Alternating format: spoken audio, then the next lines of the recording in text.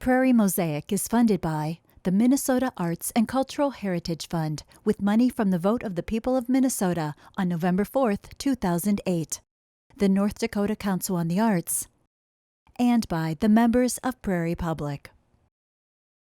Welcome to Prairie Mosaic, a patchwork of stories about the arts, culture, and history in our region.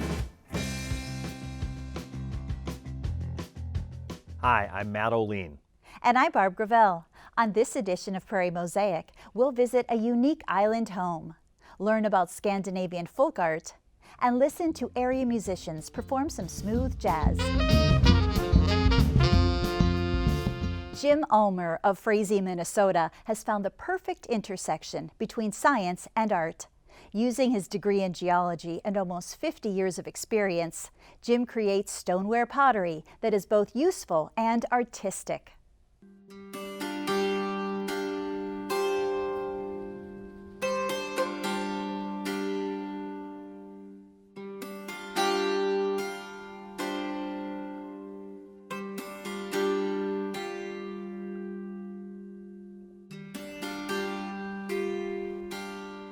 I've been making pots for 48 years. I started at UND years ago. When I got my master's degree in geology, I started throwing pots then.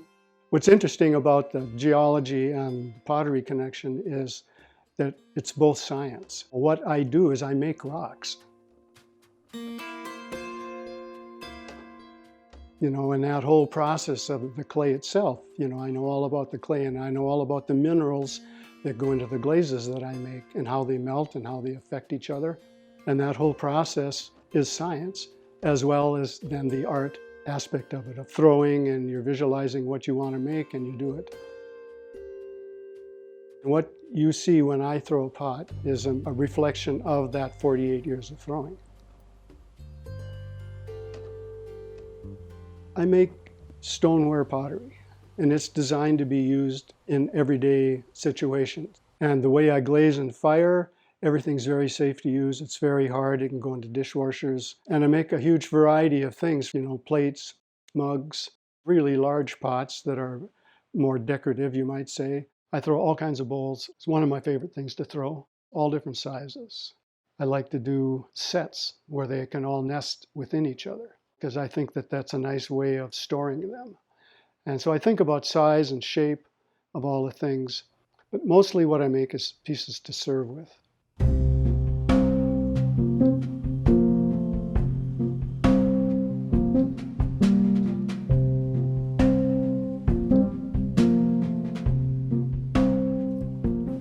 When I'm throwing, it's the same process all the time.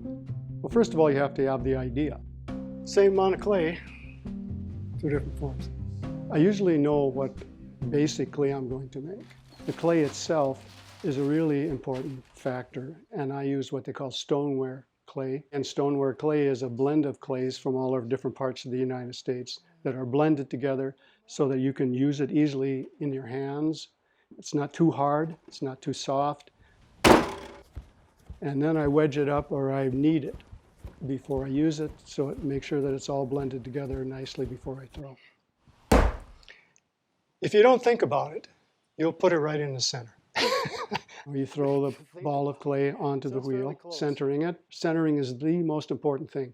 If not, when it's spinning around, the pot's going to be wobbling and you can't work with it.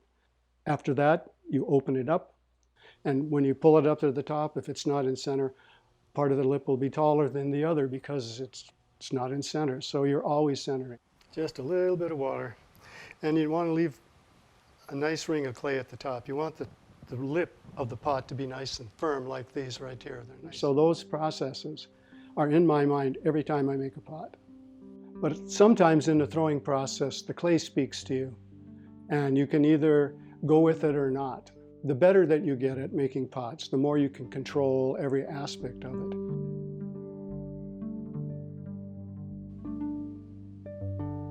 All the glazes are very similar.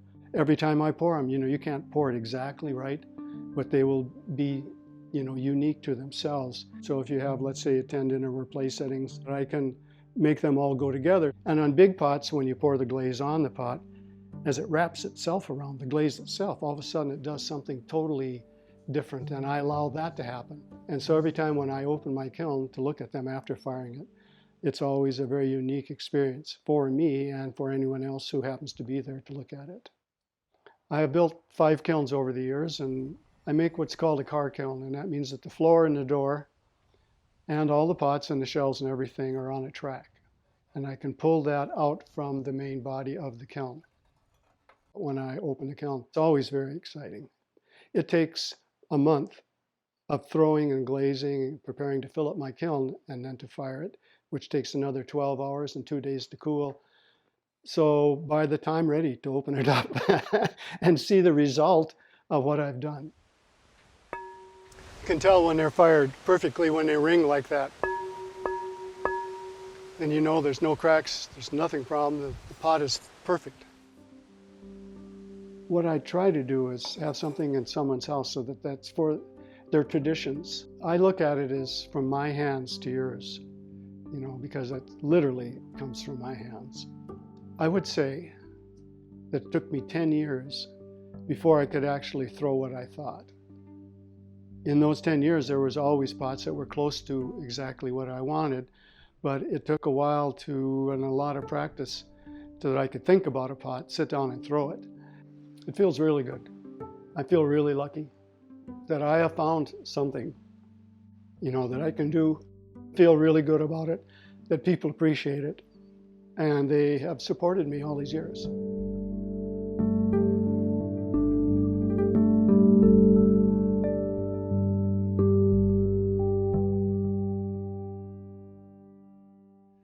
Scandinavian folk art can be a form of storytelling. Piper Fleck Blomqvist of Grand Forks has been practicing this Swedish style of painting for years, and she now enjoys sharing her passion and knowledge with others.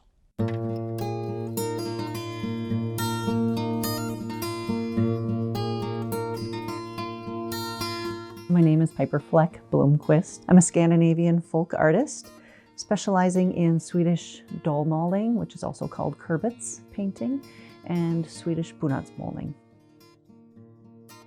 Dalmålning. What is dalmålning? Målning is the Swedish word for painting. Just like rosemaling in Norwegian is rose painting. Måling or måler is Swedish word for paint or painting. Dalmålning is folk art from Sweden that refers to the very big wall paintings, like painted wallpaper, that was done in Dalarna, Sweden, specifically 1773 up until maybe the mid-1800s. Bonadsmålning describes the painting that was done roughly the same time period, although it started earlier and went on longer. It's a similar type of wall painting that was done in the southern part of Sweden, and the word bonad is tapestry. This was also a time in the 18th century and 19th century of the church having kind of a lot of presence in the lives of people. And this is how those two painting styles are similar. The painters, both in southern Sweden, bonadsmålers, and the dalmålers up in Dalarna, they had a Bible that had pictures of different stories, Old and New Testaments. They would use those pictures and paint those on the walls. So in northern Sweden, or the Dalarna painting, there was always this big Kurbits flower, and it is Swedish for gourd, and it first appeared in one of the Swedish language Bibles. In southern Sweden, the bonadsmålers, they used those same stories, but that big Kurbits flower is not present. They told them not in one giant picture, but almost like a comic strip, scene after scene after scene. And it could be either left to right or right to left, depending on where the head of house was going to be seated. I've dived quite heavily into the history of this particular art form in Sweden and how it evolved and why it's so unique to these two areas of Sweden. And here's another thing. Why am I interested in this? The chemistry of pigments and the history of pigment use is fascinating to me. And these artists had access to a lot of interesting pigments. A lot of them, they made their own paints. I can make my own paints, I know how. I'm much more comfortable using acrylic paint. When I paint, I try to be faithful to the way they did it originally sometimes, not all the time. I just can't go too far. There's a point where if you go too far, then suddenly you're not following this anymore, then you're not part of this tradition anymore.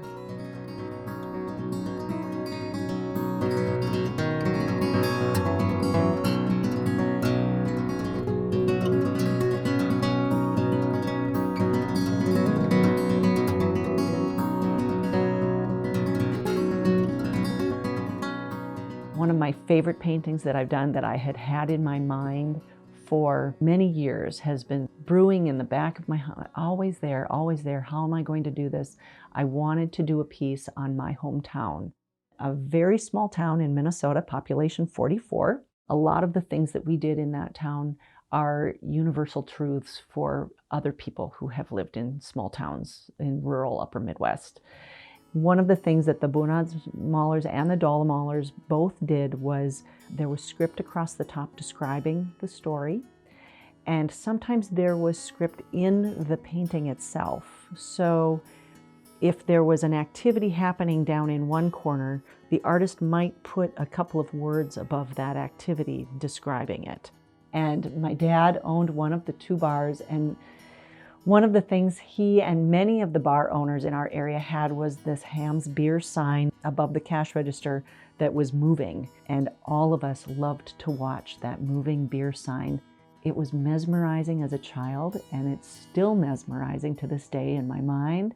So I had to include that little tiny picture of the Ham's Beer sign above my dad's bar, but you wouldn't notice it if it weren't for the fact that I ended the script with, oh, how I wanted to live in that enchanted little tent.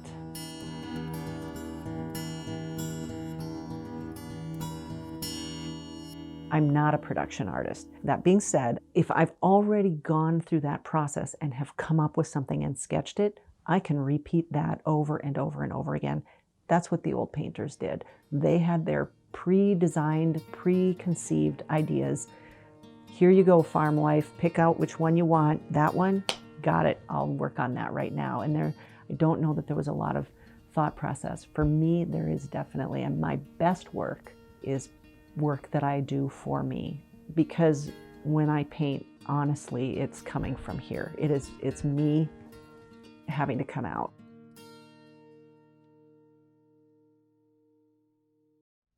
Living in the northwest angle of Minnesota provides a unique lifestyle, to say the least. Joe Lauren and his wife Anita have taken on the challenge of enhancing that lifestyle. Today, they enjoy a bird's eye view of the most spectacular nature scenes northern Minnesota has to offer.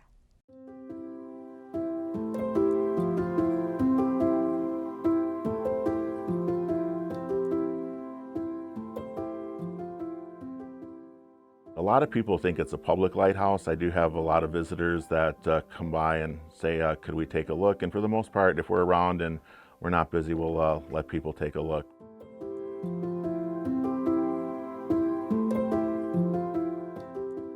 When I first found land on the Northwest Angle, I liked Flag Island, and I was big into astronomy.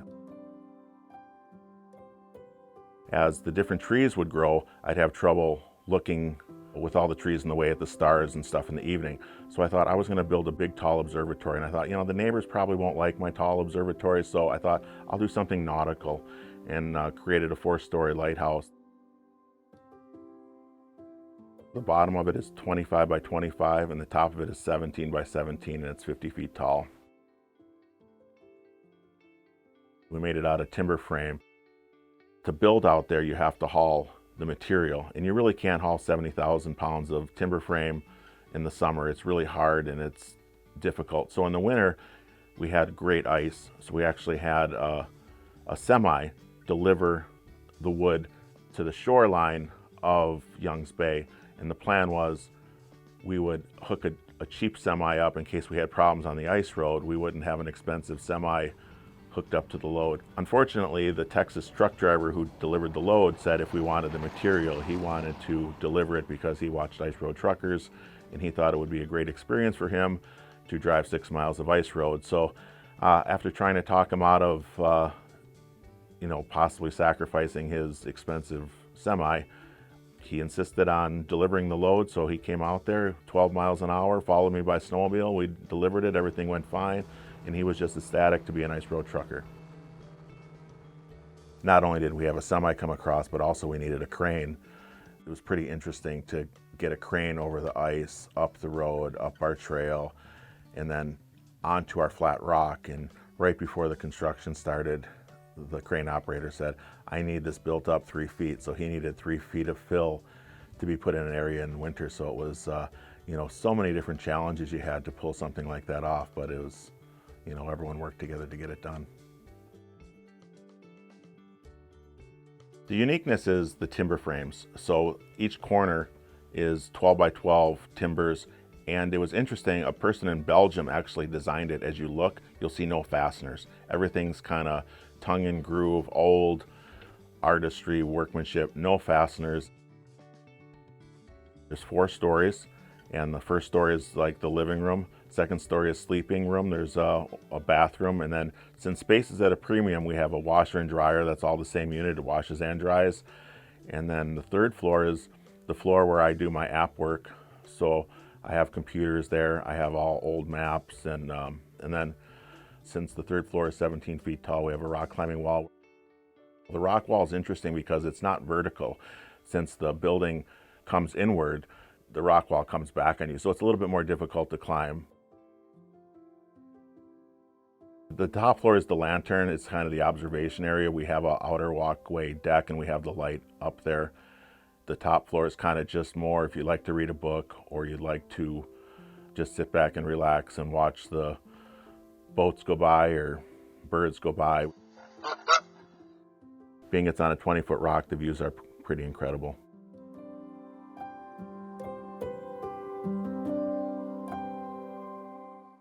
Scott Prebus and his talented musical friends, all based in the Bismarck, North Dakota area, showed up to our studio to impress. Enjoy their unique improvisational set of American jazz standards.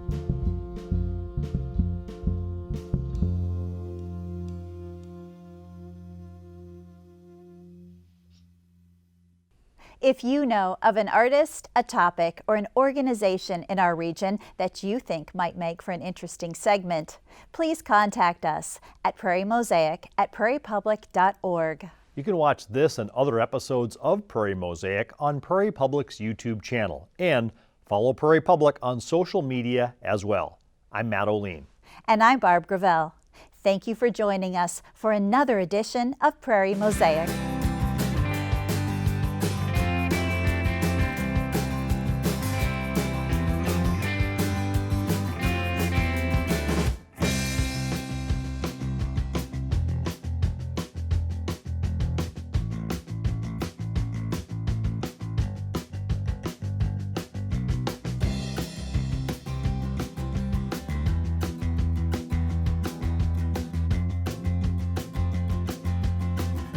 Prairie Mosaic is funded by the Minnesota Arts and Cultural Heritage Fund with money from the vote of the people of Minnesota on November 4th, 2008, the North Dakota Council on the Arts, and by the members of Prairie Public.